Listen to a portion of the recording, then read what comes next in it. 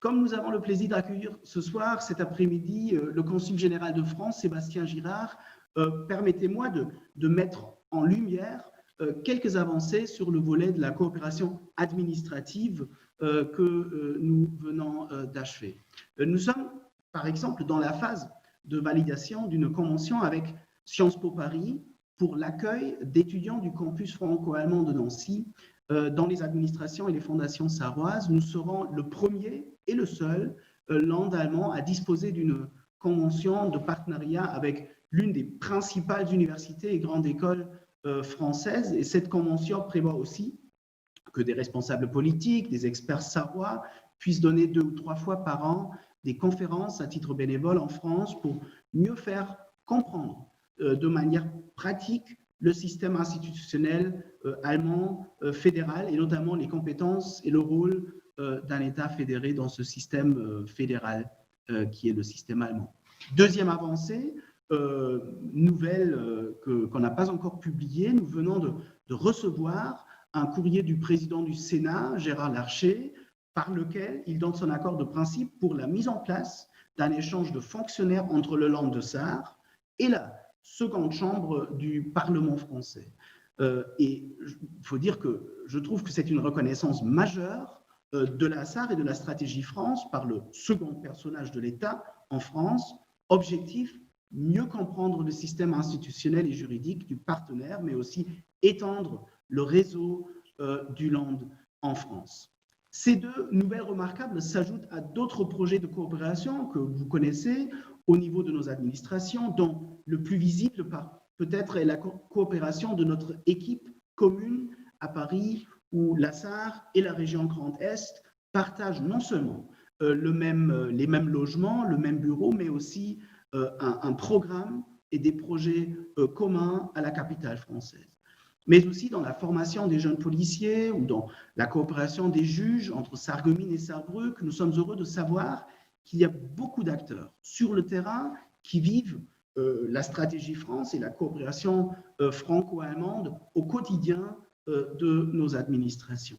Et c'est aussi, Monsieur le Consul général, vous le savez, parce que c'est grâce à vous aussi, grâce au soutien précieux que nous avons du côté de l'État français. Pour vous donner un exemple récent, le préfet de Moselle, M. Laurent Touvet, que j'ai rencontré ensemble avec M. Girard il y a quelques semaines, qui est non seulement préfet, mais aussi magistrat, conseiller d'État, donc un expert de premier plan du droit public français. Lui, il a accepté le principe d'intervenir lors d'un séminaire en 2021 afin de nourrir l'approche juridique des questions transfrontalières notamment. Cela montre à quel point les autorités françaises soutiennent aussi personnellement notre coopération transfrontalière dans le cadre du travail quotidien de nos administrations. Monsieur le Consul général, cher Sébastien Girard, merci de votre présence aujourd'hui sur notre plateforme citoyenne. C'est une joie de vous accueillir.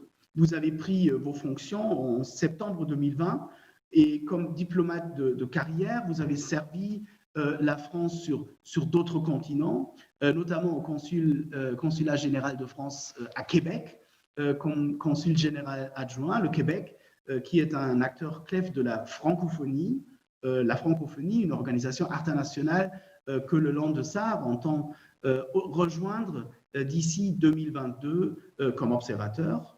Vous avez aussi été sous-directeur adjoint à la communication au ministère de l'Europe et des Affaires étrangères, et une carrière donc internationale, diplomatique remarquable, mais vous êtes aussi ancré, je dirais, dans la région, dans notre région commune. Je suis sûr que vous allez nous parler aussi de vos racines dans la région. Le Consul général de France, mesdames et messieurs, c'est pour nous, pour les autorités sarroises, le premier partenaire de la stratégie France. Ses idées, ses remarques, son aide pour la mise en relation avec les décideurs français sont précieuses.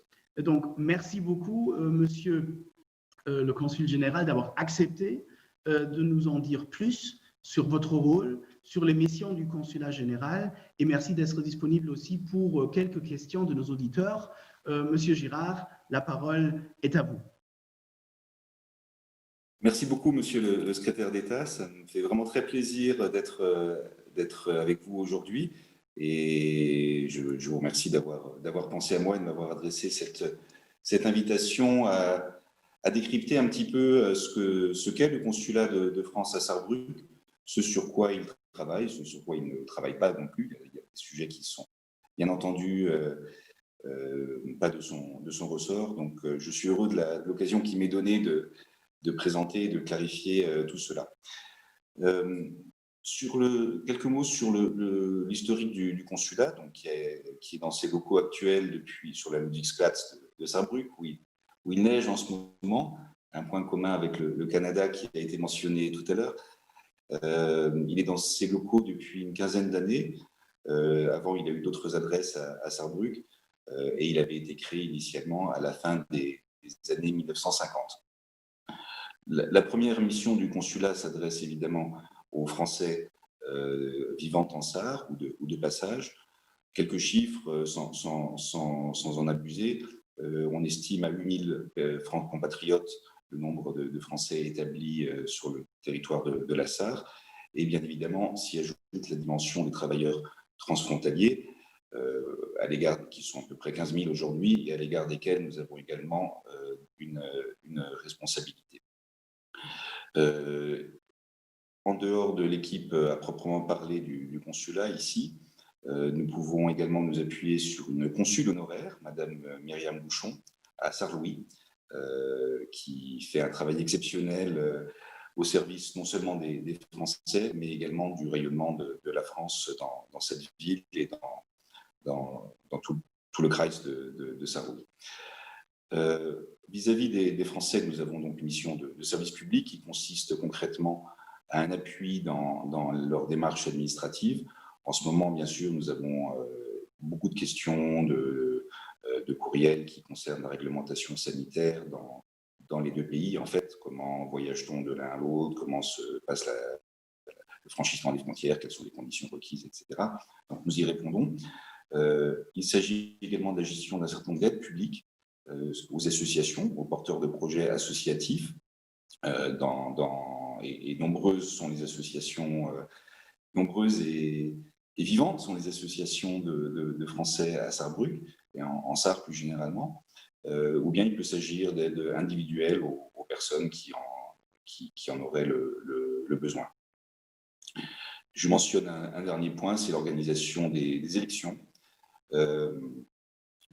Les Français de l'étranger peuvent voter dans leur consulat, ils peuvent aussi voter en ligne. Et donc, cette année, nous aurons l'élection des conseillers consulaires qui représentent les Français vivant ici. L'année prochaine, bien sûr, les élections nationales françaises. Sur le rôle de Sarrebruck et la présence française à Sarrebruck, en dehors du consulat, j'ai dénombré, mais je ne suis peut-être pas exhaustif, on va me dire si c'est le cas, 9 autres organismes français ou franco-allemands présents à Sarrebruck et qui font véritablement de la ville depuis de longue date, en fait, une vitrine, une ville des coopérations franco-allemandes.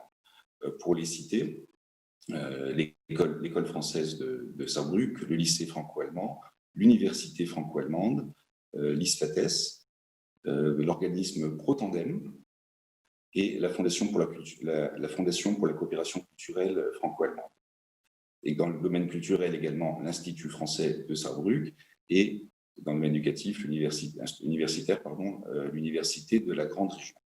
Et s'ajoute à cela un l'Eurodistrict Sarre-Moselle. Donc 9 organismes qui, en dehors du consulat, contribuent dans leur domaine respectif à l'animation de la relation France-Sarre ou France-Allemagne. Sarrebruck accueille également, vous le savez bien, le siège de la Chambre de commerce et d'industrie française en Allemagne, donc qui couvre à partir d'ici, qui accompagne à partir d'ici l'ensemble des entreprises françaises qui souhaitent se développer sur le territoire allemand. Puisqu'on est en début d'année, je voudrais mentionner qu'on célébrera 2 anniversaires en 2021, l'anniversaire de Protandem, qui fêtera ses 40 ans, et celui du lycée franco-allemand, qui, lui, va fêter ses 60 ans. Alors, cette situation privilégiée de Saarbrück comme plaque tournante du franco-allemand a été renforcée ces dernières années par de nombreuses initiatives. Tout d'abord, ça a été mentionné, la Frankreich-Stratégie de la Sarre de 2014, révisée à plusieurs reprises, enrichie en fait à plusieurs reprises depuis, et qui a une dimension très connue, qui est la dimension linguistique, et le fait de favoriser le bilinguisme à l'échéance d'une génération, et également, dans ces 14 autres chapitres, d'autres dimensions que vous connaissez, puisque vous êtes familier de la plateforme, et qui concerne aussi bien l'économique, le social, la coopération administrative. Deuxième étape, c'est le traité franco-allemand d'Aix-la-Chapelle, d'il y a 2 ans, le 22 janvier 2019, on célébrera tout bientôt son anniversaire, qui encourage et organise la dynamique transfrontalière. Deux innovations en particulier dans ce traité: la création du comité de coopération transfrontalière, qui permet aux élus de la région Grand Est, de la Sarre et d'autres régions concernées de se parler directement, et dans un format qui associe bien sûr les représentants des gouvernements, et la création du Fonds citoyen franco-allemand, qui est destiné à soutenir les projets des associations. Je sais que vous avez eu déjà une session avec M. Asbar, qui en est le référent régional ici. Je veux peut-être en dire un mot parce que tout le monde n'était pas forcément à cette précédente réunion. C'est un fonds qui est doté de 2,5 millions d'euros par an par les 2 gouvernements, et qui est destiné à soutenir des projets portés par des associations. Donc, des projets de coopération, par définition, il faut 2 associations, une en France, l'autre en Allemagne, et cela peut concerner tous les secteurs, le domaine artistique, le domaine sportif, le domaine philanthropique. Voilà. Donc, je vous mentionne l'existence de ce fonds, et je vous incite surtout à vous renseigner sur les capacités qu'il peut avoir à vous soutenir dans vos projets de coopération. Et je voudrais simplement noter comme dernière évolution récente la réouverture à Paris en septembre 2019 du bureau de la Sarre, boulevard Saint-Germain.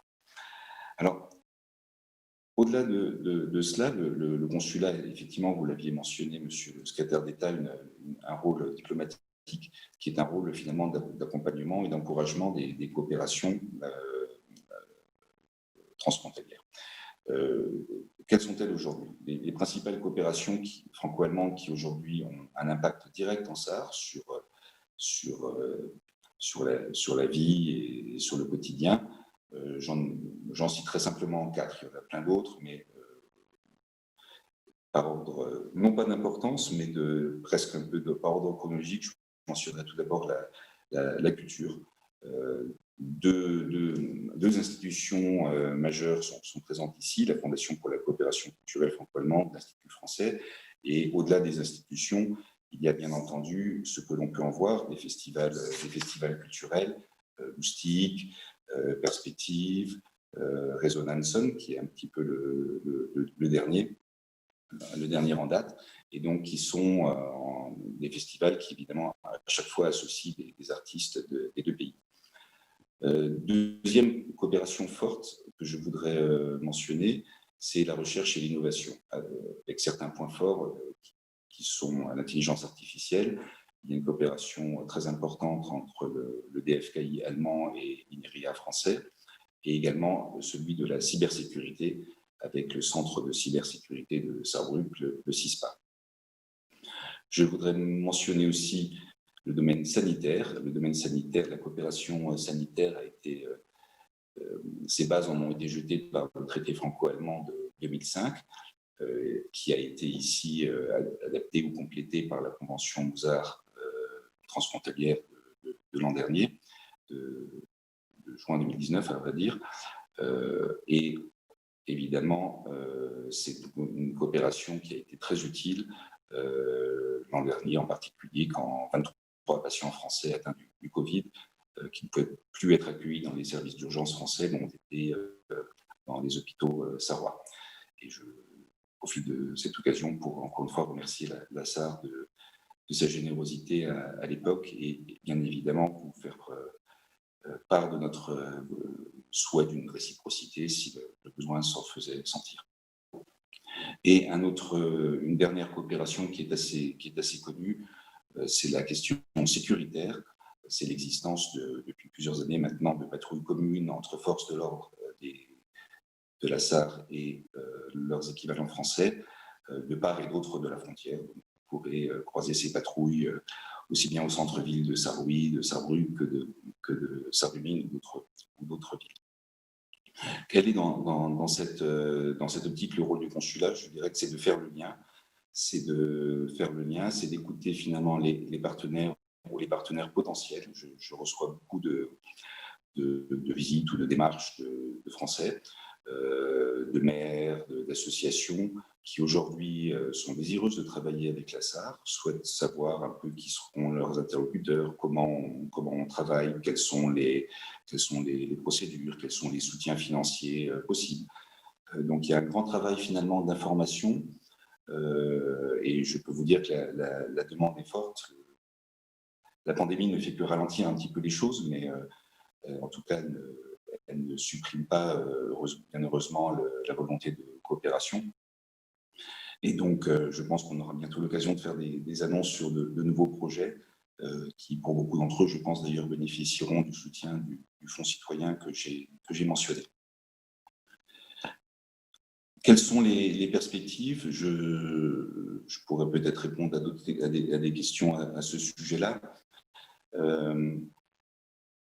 J'ai noté avec grand intérêt un sondage qui a été réalisé par la radio-télévision de la SAR, Saarländische Rundfunk, en décembre dernier, qui est en ligne, que chacun d'entre vous peut consulter, qui est un sondage qui a été fait en Sarre, en Moselle et au Luxembourg, sur finalement les attentes vis-à-vis de la coopération transfrontalière.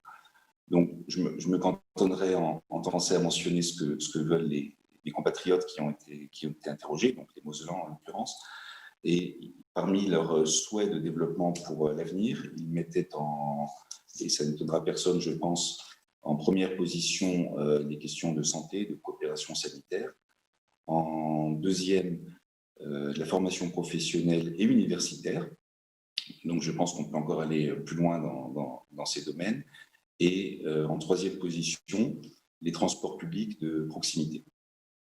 Et après, il y a d'autres catégories qui sont mentionnées, mais je voulais simplement vous citer les trois plus importantes des Mosellans. Donc, je crois que c'est assez important d'avoir ça en tête pour savoir ce que l'opinion publique, ce que les citoyens attendent finalement des diplomates et des élus. Et ça peut être une partie de ma feuille de route ici pour les années qui viennent. Je vous remercie. Et si vous voulez, je peux, et avec M. Thaïs, naturellement, répondre aux questions que vous pourriez vous poser.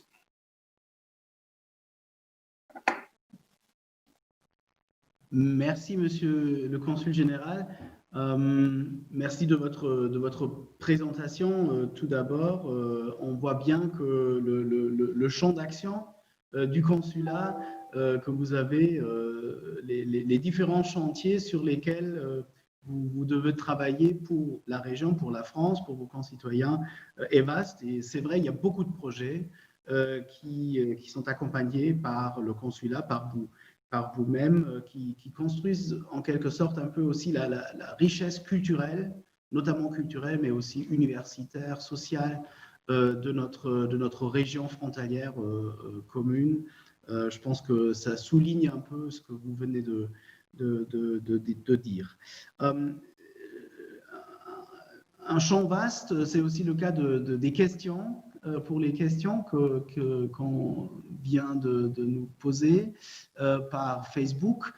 Les 4 premières déjà que je viens de lire. Je commence avec une question peut-être assez pragmatique que nous a posée, je ne sais pas le nom maintenant, mais on va me dire après peut-être à quoi ressemble la journée type d'un consul général, quels sont vos liens et votre manière de travailler, notamment avec l'ambassade de France à Berlin, Monsieur le Consul. Alors, la journée type, surtout quand on est au début de son mandat, ce qui est encore un peu mon cas, c'est des prises de contact. Je l'ai dit, nous sommes sollicités par d'éventuels porteurs de projets, des Français, soit institutionnels, soit associatifs, qui veulent travailler avec la SAR, et donc généralement leur première étape est ici. Et puis de mon côté, l'objectif est également de rencontrer les principaux interlocuteurs du consulat. Et donc, j'ai passé un certain temps à aller me présenter auprès des différents membres du gouvernement de la SAR et des maires des grandes villes depuis mon arrivée. Donc, c'est un petit peu la journée type en période, on va dire, de début de fonction. C'est un petit peu, la pandémie a quand même un petit peu changé les choses. Bon, je rappellerai que les consulats français n'ont jamais, enfin, sont ouverts depuis le début de la crise sanitaire. Aucun consulat n'a fermé. Donc, on continue à accueillir le public, je l'ai dit. Les Français qui le souhaitent sont les bienvenus. Ça change effectivement un petit peu notre mission et aussi notre façon de faire. Parce que là, en ce moment, on le voit bien dans tous les domaines, le numérique est partout, et aussi dans la diplomatie et aussi dans la communication diplomatique. Donc, comme tout un chacun, on passe tous beaucoup trop de temps sur Zoom. Je dis un peu trop parce que je pense quand même que dans nos métiers, la dimension personnelle est importante, la dimension de la rencontre.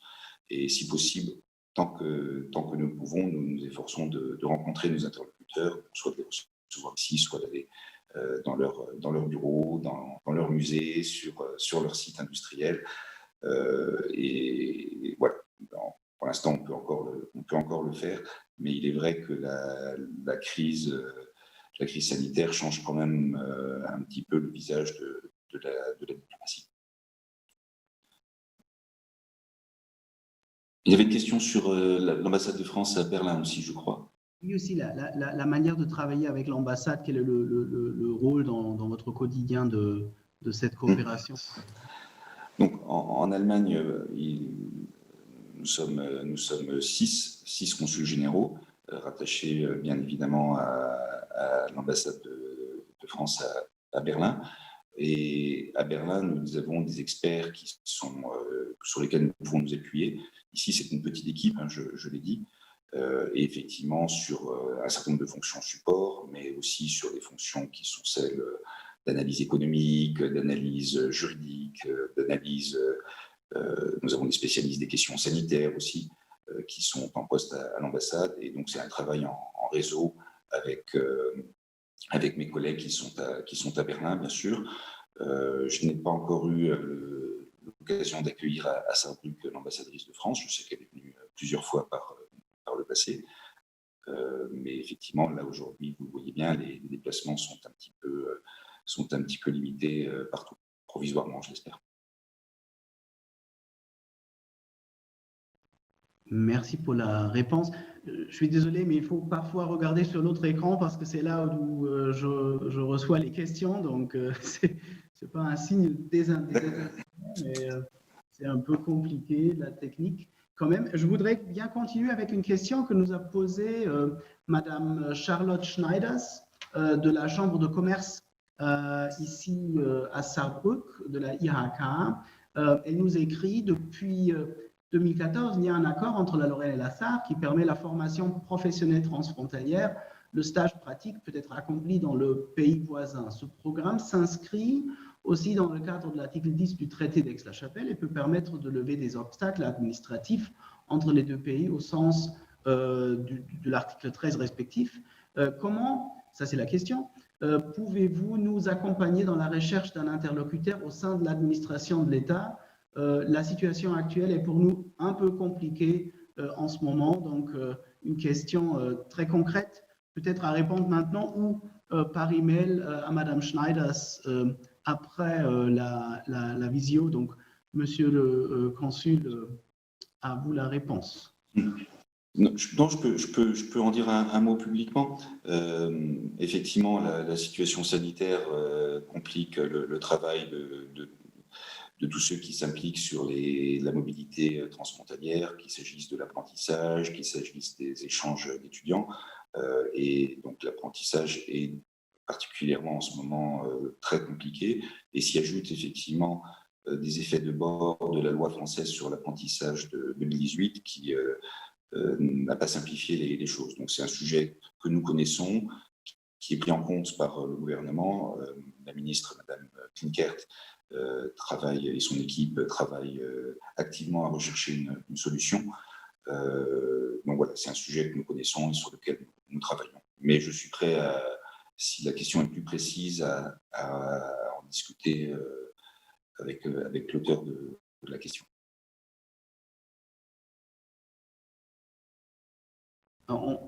Je vais vous envoyer les coordonnées de Madame Schneider. Comme ça, on va vous mettre. Oui. Une autre question d'un grand ami de la Stratégie France, qui est le président de la société franco-allemande de SAR, professeur Peter Moll, qui nous suit via Internet. Il vous demande la question suivante. Il écrit « La nouvelle collectivité d'Alsace dispose de compétences nouvelles depuis janvier 2021, donc depuis quelques jours. Quelles seraient les chances de la Moselle aussi d'obtenir le même statut de département avec des compétences élargies ?» Question de professeur Peter Moll, que je m'en suis sûr vous avez déjà rencontré, ou bien via Zoom ou Webex, qui est un grand ami des questions franco-allemandes chez nous en Sarre. Oui, je sais que je crois que c'est un projet aussi de la Moselle d'être un eurodépartement. Alors je ne sais pas si ça signifie effectivement la même chose qu'être une collectivité européenne comme l'Alsace, puisque en Alsace, c'est deux départements qui se sont rapprochés en l'occurrence. Donc je pense que la situation n'est pas tout à fait la même dans le seul département de la Moselle et entre le Bas-Rhin et le Haut-Rhin. Voilà, donc je sais qu'effectivement il y a ce projet de la Moselle de devenir un eurodépartement. Je dois bientôt voir à Metz cette fois-ci, puisque nous nous sommes déjà vus à Sarrebruck, le président du conseil départemental de Moselle.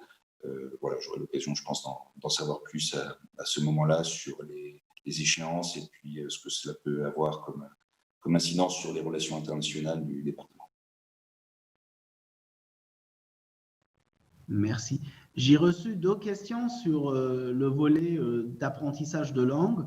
Je vais peut-être mélanger les deux un peu pour savoir, pour vous permettre d'avoir des réponses dans les 45 minutes que nous avons pour cet entretien.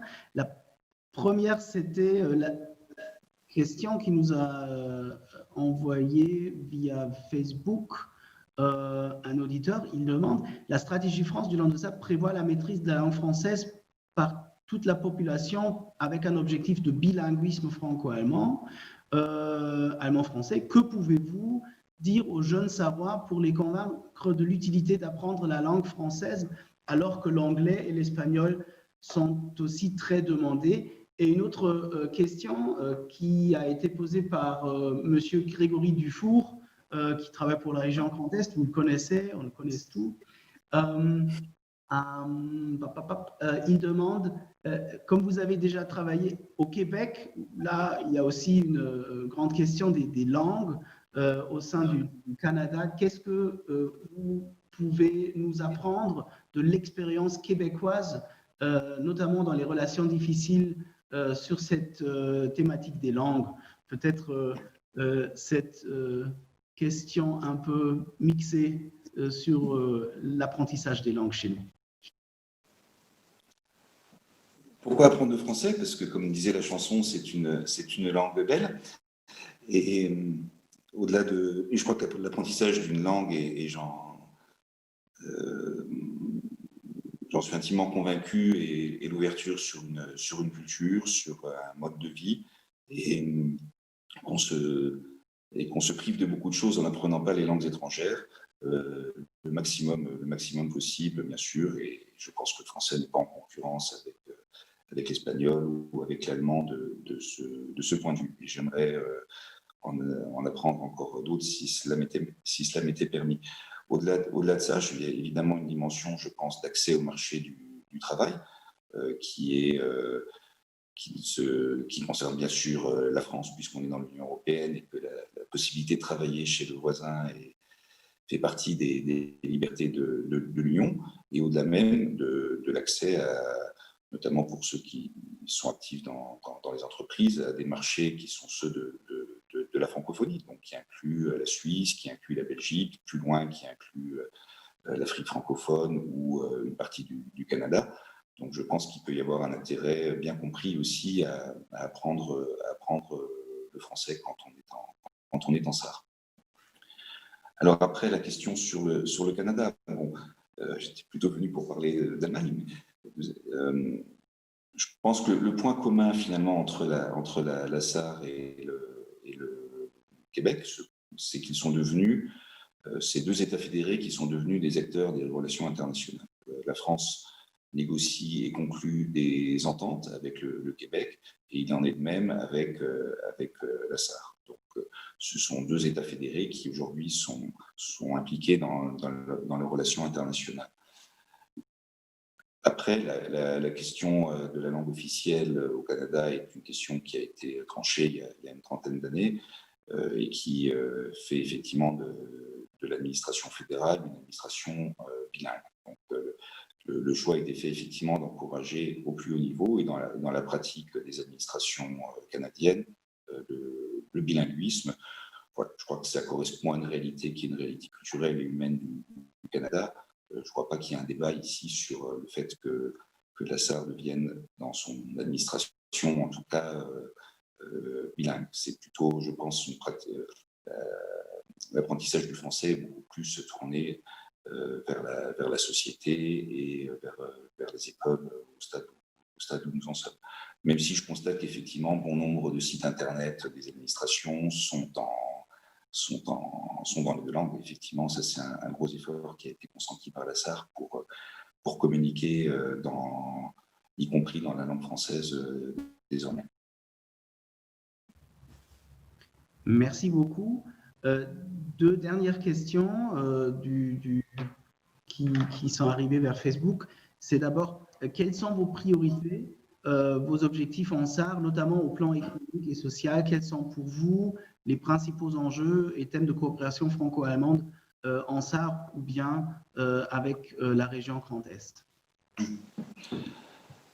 J'en ai dit un mot. Je pense qu'il faut tenir compte de ce que souhaitent nos citoyens. Et ce sondage que j'ai mentionné tout à l'heure, qui met sur le podium la santé, la formation professionnelle et universitaire et les transports publics de proximité, je pense que déjà c'est trois domaines sur lesquels il faut qu'on s'investisse puisque c'est souhaité. Je me permettrai peut-être d'en ajouter un ou deux.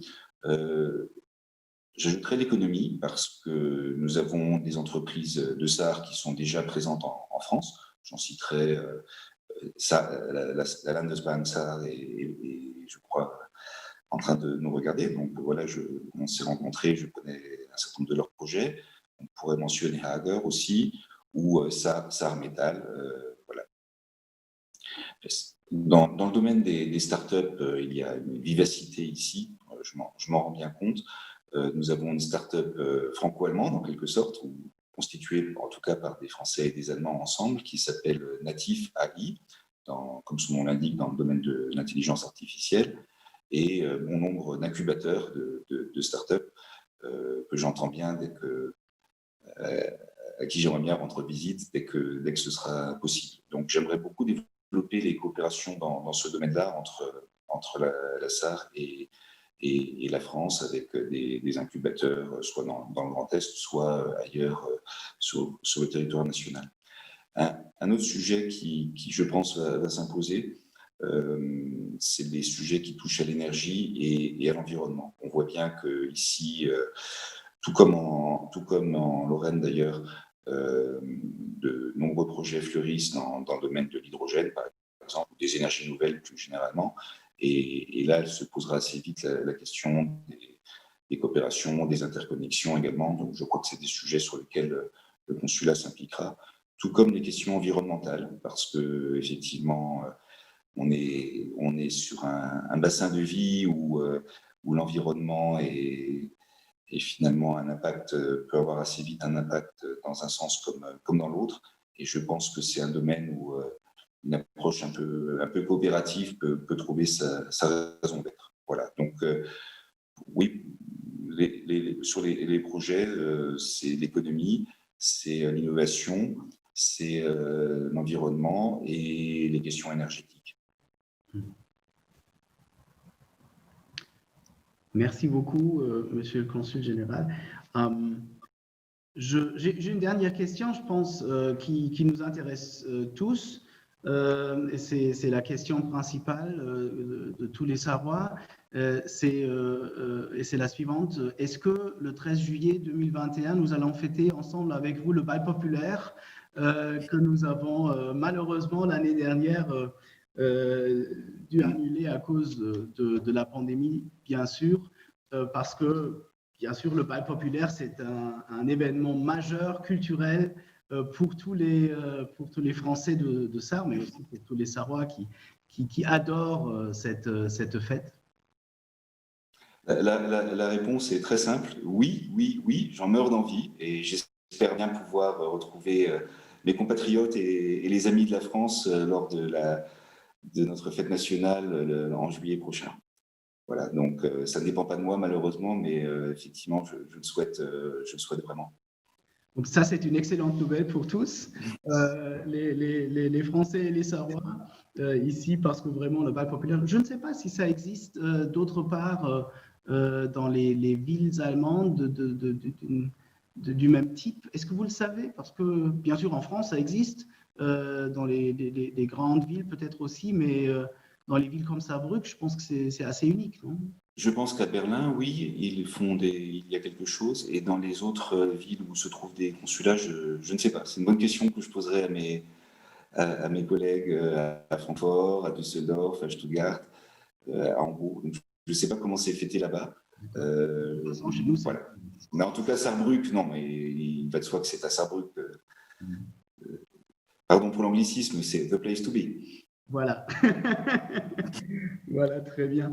Donc, Monsieur le Consul général, on est presque à la fin de cette émission de notre Partner Talk, pardonnez l'anglicisme, de la Frankreich Stratégie. Merci de votre présence aujourd'hui, mais merci aussi pour la coopération excellente avec le gouvernement de la Sarre. Ça a été le cas pour tous les consuls généraux que nous avons eu ici à Saarbrück, mais après les quelques mois que nous avons eu la chance de travailler avec vous, je m'en suis très très sûr que c'est la même chose avec vous. Donc merci beaucoup pour cette coopération excellente, pour ce soutien dans ces temps difficiles que nous vivons ensemble, parce que pendant la pandémie, mais aussi après, vous venez de mentionner la dimension économique et sociale de votre travail après la crise.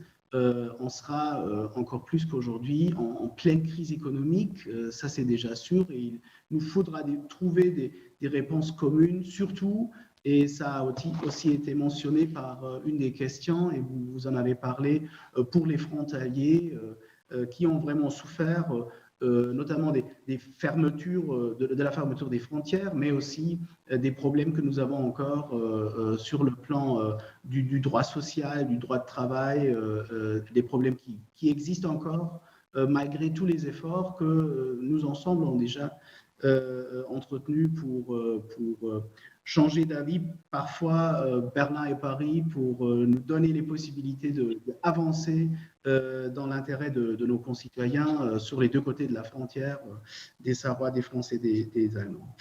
Donc, merci beaucoup pour cette coopération. Je m'en suis sûr que vous allez suivre aussi les prochains événements ici sur Facebook de notre Partner Talk de la Stratégie France. La prochaine le prochain rendez-vous que je peux vous donner, les 2 prochains événements en ligne au mois de janvier, ça sera le 21 janvier à 15h15 avec, vous la connaissez, Madame la professeure Claudia Pozzinoman de l'Université de la Sarre sur l'intérêt des jeunes générations à maîtriser la langue française, d'être bilingue, voire multilingue. Et le 27 janvier à 18h, en coopération avec la région Grand Est, mais aussi la Catalogne, nous évoquerons la coopération, vous l'avez dit que c'est une priorité aussi pour vous, la coopération sanitaire entre régions frontalières, d'abord bien sûr entre la Sarre et la région Grand Est, dans le cadre de Mozart et du pacte d'assistance mutuelle que nous venons de signer au mois de novembre avec la région Grand Est et le Baden-Württemberg et le Rhénanie-Palatinat, puis aussi entre la Catalogne et l'Occitanie au travers de l'hôpital franco-espagnol de Cerdagne. Donc, merci beaucoup pour votre présence. Je vous donne rendez-vous le 21 janvier, même heure, même place. Et merci beaucoup d'être venu. Et à la prochaine fois, Monsieur le Consul général. Merci et à très, très bientôt. À très bientôt. Merci pour votre invitation.